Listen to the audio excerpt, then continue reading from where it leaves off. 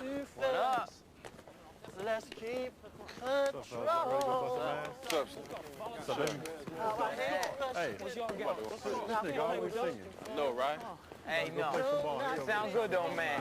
We about to take this court over, yo. That sounds good. We ain't getting off all night, man. I'm saying, man, we got to play for real. Just have to be willing. Rail splitters up in this Well, it's when we Come on, this week. Check out Bronx. Who got next? I'm a beat. Hey, yo, we got next. You all right? Kick these motherfuckers' ass. Come on, for real. Back at it, right? Cross of African Redemption. You ever heard of that? Cross of African Redemption seems to be the UNIA's only medallic issue. It's a four-armed cross with a star in the center and African/Redemption on the central surround with the initials UNIA on the cross. The reverse is blank except for the marker's mark. Okay. Let's see what Wikipedia say. An order, all right, let me see. An order is a visible honor award, sovereign state, dynastic orders, state orders, Catholic religious orders. Okay, so it's an order, right? Presented by the government of Liberia. Prominent role in the emancipation of African Americans and the pursuit of equal rights. All right, there go the badge, right? Cross of African Redemption. They got a coat of arms. Okay. Why was Marcus Garvey? Marcus Garvey got to do with this. Was a black nationalist and believed in racial separatism, especially as he challenged major thought leader W.E. Du Bois. Okay. It's an award for humanitarian work, right? Okay. Marcus Garvey come up in a lot of it. Here goes some images, right? Royal Museum in Greenwich. Okay. The Cross of Redemption. James Baldwin. I don't know if y'all know about James Baldwin. Billy Porter, I think the LGB dude from American Horror Story is about to play him. So that's James Baldwin in a nutshell. You see the medal. Marcus Garvey coming up a lot in it. Okay. So I guess we familiar with the Order of African Redemption, right? We can see some images of it right quick. If anything pops out at us, right? But I think you see where I'm going with this, right? Beware of it. Look at the reef. You know, that's a Roman thing, the reef. Okay. All right, so how I heard of this was someone was naming a list of secret societies. So, is it a secret society? Okay. Marcus Garvey keep coming up. Okay, we got the Order of the Star of Africa. Criteria: the Order of the Star of Africa is presented in 5 grades: Knight, Officer, Grand Commander, Grand Officer, Grand Cross. Liberian and foreign citizens may be invested with the order for distinguished service to the Republic of Liberia or to Africa in public service. Let's see what Wiki say. Fuck it. Dutch, French Leopold,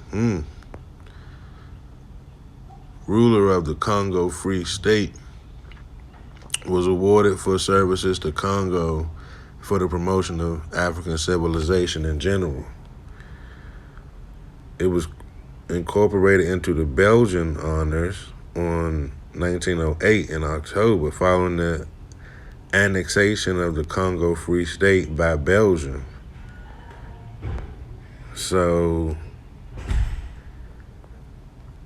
this is looking real Freemason with the commander and all that. This is like Order of the Eastern Star, right? Which that's pretty much where this is going. Okay, look, Royal Order of the Lion, Order of Leopold. Right? Mostly awarded to military personnel on the basis and length of service. Oldest and highest order of Belgium. Notice the purple veil. Told y'all about purple. Okay, so anytime you see the order of something, you already know what time it is, right? Now let's see what Leopold is known for in Africa.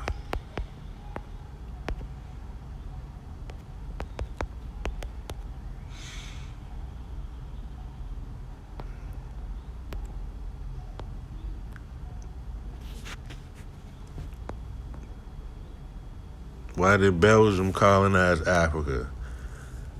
Right? He established the Congo Free State. Okay, that's what they saying.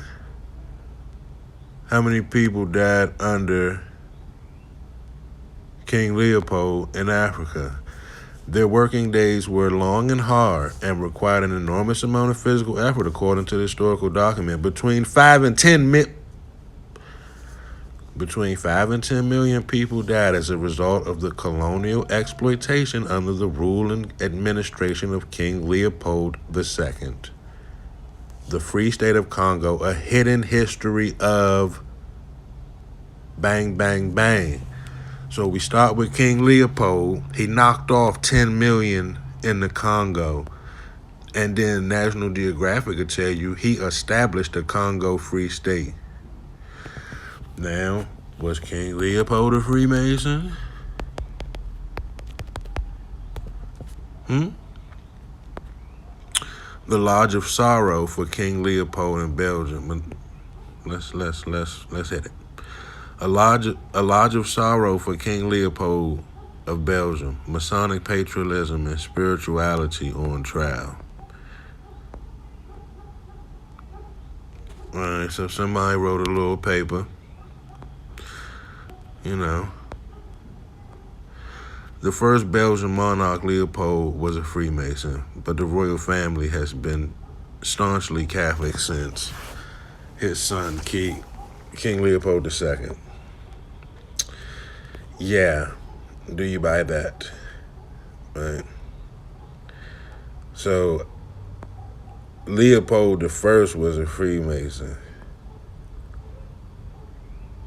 King Leopold First Lodge number 3 is an English-speaking Masonic base. So, do you see what I'm saying? If King Leopold was a Freemason, his son knocked off 10 million, and he got an order, right? He got an order in his name, order of King Leopold. He got an order in his name, and of this comes, right, these orders. Knight, officer, Grand Master of the Lodge, Grand Officer of the Lodge, right? The Order of African Star was established by King Leopold II. You don't think this is a free Masonic secret society group? Right? Let's see what the Royal Order of the Lion is. Established by King Leopold II of Belgium, 1891, his capacity as ruler of the Congo Free State and was awarded the services of Congo. How the fuck you were awarded this? Like, make it make sense. The Royal Order of the Lion was awarded for services to Congo and its ruler that did not deserve the award of the Order of the African Star and were not necessarily performed within the Congo. In particular, it was awarded for long distinguished service in the Belgian Congo. Yeah. The purpose of the Lion's Royal Order was to promote peace and harmony among natural enemies in the forest. It aimed to create a cooperative environment where different species could peacefully exist. Oh man, they like this is clear and obviously some Freemason shit. Right, the Order of the African Star. Right, this is obviously some Freemason shit. So let's go back to the original, right? Order of Redemption, Secret Society. That was what we was asking. Now we got the African Blood Brotherhood. Okay, the African Blood Brotherhood for African Liberation and Redemption, U.S. Black Liberation Organization, established 1919 in New York City by Cyril Briggs. The group was established as a propaganda organization built on the model of secret society. The group's socialist orientation caught the attention fledgling American Communist movement, and the ABB soon evolved into a propaganda, the Communist Party of America. The group was terminated in the early 1920s. Okay? Unshaken stands the Guardian Rock against the beating sea. The Negroes Rock of Gibraltar. Look at the three pyramids, the ABB. Okay, we going down the African Secret Society rabbit hole. Yep, let's get to it. Okay. Developing Harlem, immigrants from British and West Indies, Caribbean, okay. Against racial minority and colonialism, capitalism. The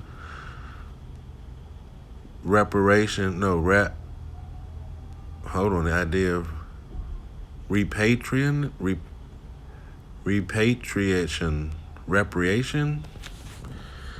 I don't know why I can't pronounce that. Of blacks to a decolonized Africa, a concept similar to the contemporary noting among some European bang bang bangs of return to. I ain't even gonna say that. They gonna strike me down. Black businessman from Omaha, Pan-African. Right? I'm gonna have to react to Amari Karu. I think that's how you pronounce it. But he broke down the black nationalist, Pan-African, Freemason connection.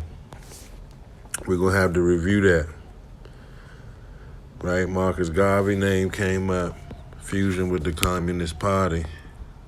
The Real Heart of Darkness. A Congo Village Story.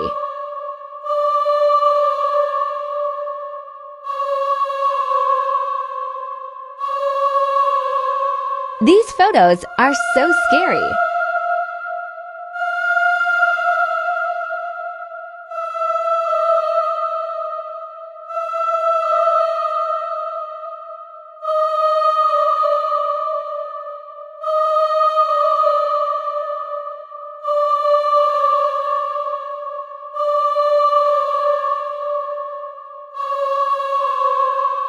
The Real Heart of Darkness. A Congo Village Story. Okay, so it's saying 1899, King Leopold II of Belgium, who was the private owner of the Free State of the Congo Free State, knew their many scientific secrets, resources to plunder hidden and unclaimed in its newly bought property, which happened to be larger than Western Europe in size. So the stroke of luck that the king's German great-nephew, Count Wolfgang von Strassenberger, desperately wanted to lead an expedition to traverse the innermost until the day they undiscovered to West eyes the parts of Congo and the secret treasures of hell on a steamboat down the Congo River. Count von Strassenberger had no experience in colonial expeditions, especially in the most hazardous known in the world, having only been somewhat an observer, Polynesian, whatever. But he was a philosopher, keen man, science, and truth seeker, and was adamant that he would discover much on his expedition. We found entirely by his great uncle. Fame and monetary riches meant little to the German count, who was a black sheep of family. There isn't much information what happened on the expedition apart from him and his crew missing and presumed dead until the count emerged 16 years later in 1915. He presented himself to the Belgian officials in Stanville, known as the city of King Zani in the known Democratic Republic of Congo. In the count's mad ramblings, he spoke of cannibalism, grotesque deaths of his entire crew, strange lost city of devils not of this planet, juju magic spells,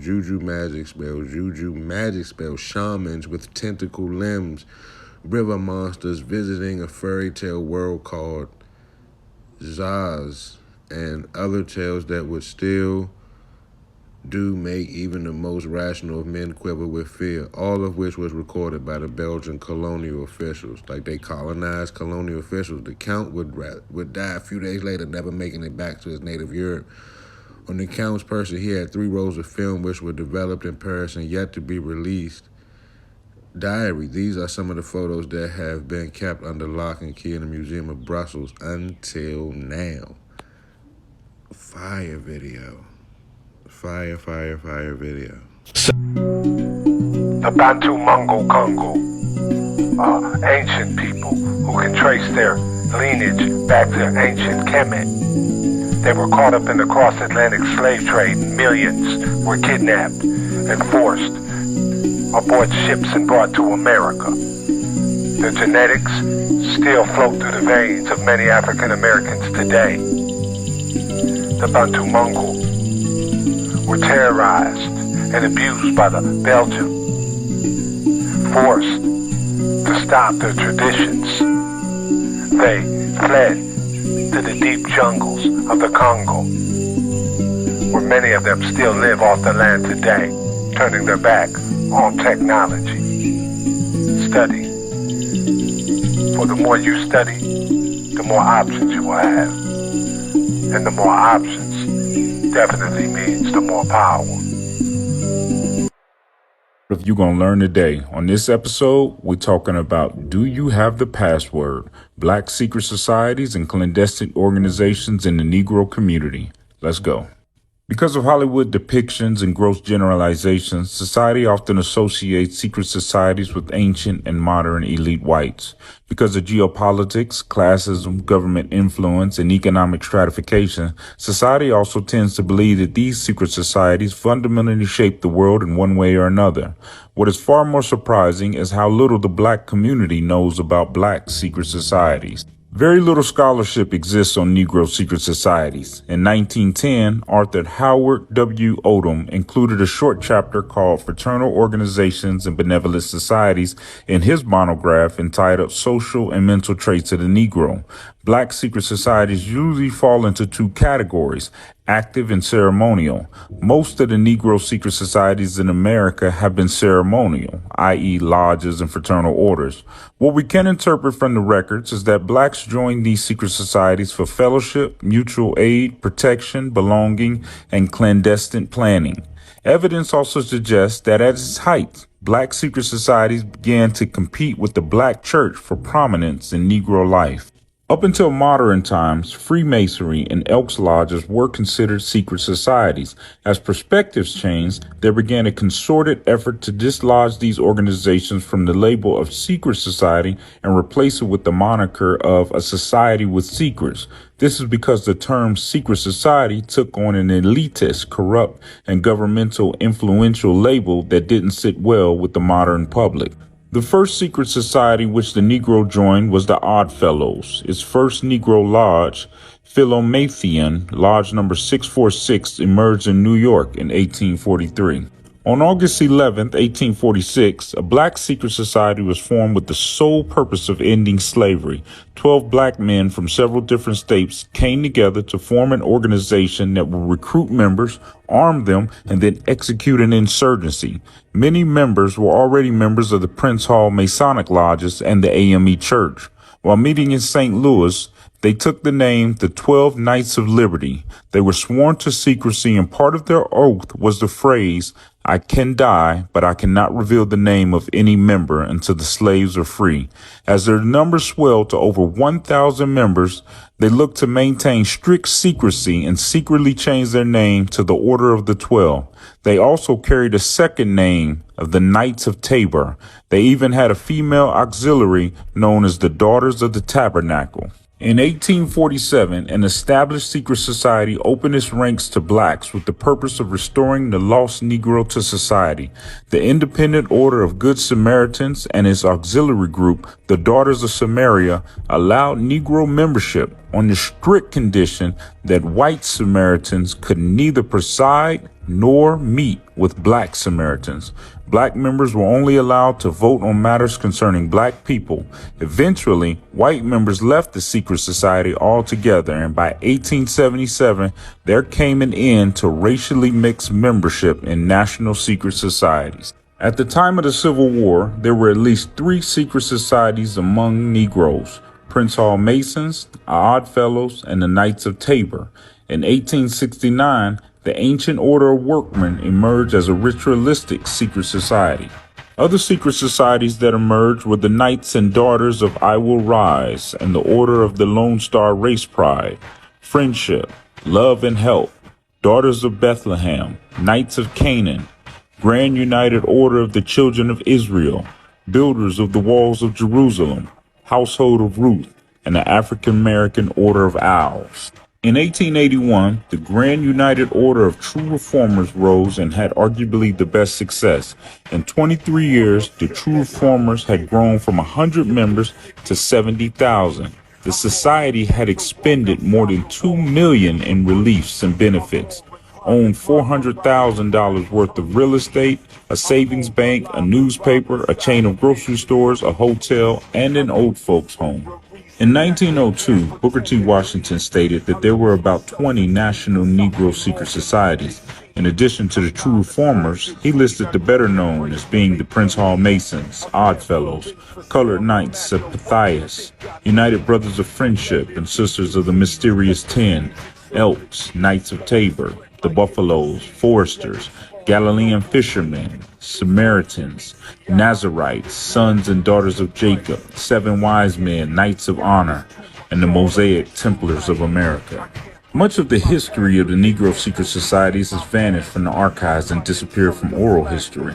What few records that do remain reveal to us that these organizations greatly contributed to the intellect and material building of the Negro race. What cannot be argued is that no other organization except the church could boast of reaching the masses of the Negro population like the Black Secret Society.